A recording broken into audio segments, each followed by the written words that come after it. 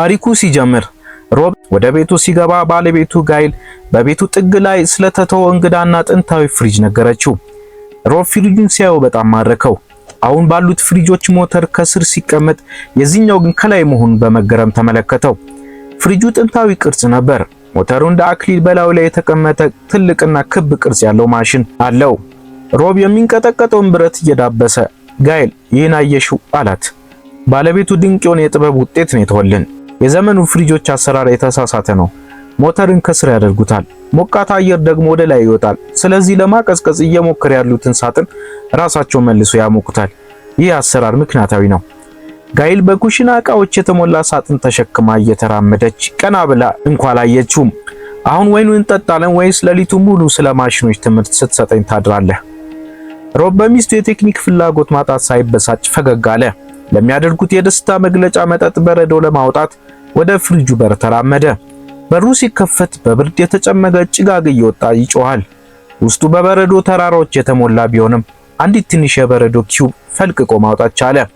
ገና ባልተሞላው ሳሎን መሃል ቆመው ብርጭቆቻቸውን አነሱ። ለአዲሱ ቤታችን አለች ጋይል። ለወደፊት ህይወታችን ሲል ሮብ ጨመረ። ነገር ግን ብርጭቆ ከከንፈሩ ጋር ሲነካ ሮብ ደነገጠ። በብርጭቆው ውስጥ የሚንሳፈፈውን የበረዶ ኪዩብ ትኩር ብሎ ተመለከተ። ጋይል ይህን አየሽው? ምንድነው? ትል ነው። ከመጠጡ አውጥቶ ወደ ብርሃኑ አስጠጋው። ጋይል ከተቀመጠችበት ተነስታ ከአንድ ሳጥን ውስጥ ማጉያ መነጽር አወጣች። የሳንባዋ ትንፋሽ መነጽሩን እስኪጋርደው ድረስ ተጠግታ አየችው። ሮብ አለች ድምጿ እየተንቀጠቀጠ፣ ይህ ትል አይደለም፣ ዝሆን ወይም ማሙዝ ነው። በጎኑ ላይ ጦሮች ተሰክተውበታል። ሁለቱም ወደሚረብሸው ፍሪጅ ዞር አሉ። ጋይል ፍሪጁን ከፍታ በውስጡ የነበሩትን የቀዘቀዙ አትክልቶችና የቆዩ ሳህኖች እንደ ቁፋሮ ባለሙያ አውጥታ ጣለች። በረዶ ሲገፈፉ ሁለቱም ደነገጡ። በረዶ በለበሰው ግድግዳው ውስጥ አንዲት ትንሽና ስራ የበዛባት የመካከለኛው ዘመን ከተማ ታያለች። የጣት የሚያክሉ የድንጋይ ካቴድራሎች ወደ ፍሪጁ መብራት ሰማይ አቅንተዋል። ትናንሽ ሰዎች በከፍተኛ ፍጥነት በድንጋይ በተነጠፉ የገበያ ቦታዎች ይሯሯጣሉ።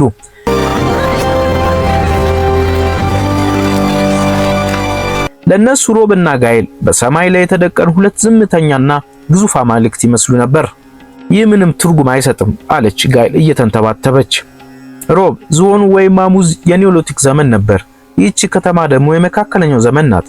በሺዎች የሚቆጠሩ ዓመታት ይለያያቸዋል። ምናልባት ቅዝቃዜው ውስጥ ጊዜ በተለያየ ሁኔታ ይጓዝ ይሆን ሲል ሮብ የኒዮሊቲክ ዘመን መቼ እንደተጠናቀቀ አለማስታወሱ እንዳይታወቅበት ሐሳብ አቀረበ። ቆየት ብሎ ሮብ የታሪክ መቃብር እንደቆፈረ እየተሰማው ያችን ትንሽ የቀዘቀዘች ሲሆን አንዲት የአበባ ማስቀመጫ ውስጥ ቀበራት። ታሪክን የቀበርኩ ያህል ይሰማኛል ሲል አጉረመረመ። እንደ ማዳበሪያ ቁጠረው አለች ጋይል ወደ ኩሽና እየሳበችው። አሁን የት እንደደረሱ እንይ። እንደገና በሩን ከፈቱት። በሄዱባቸው 10 ደቂቃዎች ውስጥ የድንጋዩ ግንቦች ጠፍተዋል። አሁን ትላልቅ ጥቁር ጭስ መውጫዎች ወደ ፍሪጅ ሰማይ ጥቅጥቅ ያለ ጭስ ይተፋል። በብረት የተሰሩ የባቡር ሀዲዶች በፍሪጅ ወለል ላይ ተዘርግተዋል። የትንንሽ ባቡሮች ድምጽም በብረት ግድግዳዎች ላይ ያስተጋባል። የኢንዱስትሪ ቤት አለች ጋይል በረጅሙ እየተነፈሰች። ለኛ 10 ደቂቃዎች ለነሱ ግን ምዕት ዓመታት ነበሩ። ሮብ ጠጋ ብሎ አየ። የህዳሴውን ወይም ሬኔሳንስ ዘመን አመለጠ። ትንሹን ዳቪንቺን ማየት እፈልግ ነበር። ይህ በእንዲህ እንዳለ ከትናንሽ ሰዎች መካከል በአንድ እየተገነባ ያለ ሰማይ ጠቀስ ህንጻ ላይ የተቀመጡ ሁለት ትናንሽ ሰዎችን ተመለከተ።